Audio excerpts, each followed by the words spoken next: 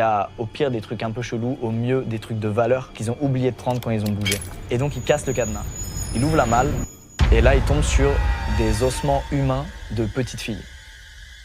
C'est la joie ce soir, c'est génial. Il tombe sur des ossements humains de petites filles, donc ils comprennent tout de suite de quoi il s'agit. Tu vois, quand tu vois des os, tu comprends direct. Le grand frère, il bug, il comprend pas, et son petit frère, il hurle. C'est vraiment des ossements humains, j'en suis sûr. Je vais tout te raconter, viens on descend s'il te plaît. Il raconte l'histoire aux grands-parents. Nico leur raconte aussi ce qu'il a entendu sur son magnétophone. Évidemment, personne n'y croit. Les grands-parents appellent la police.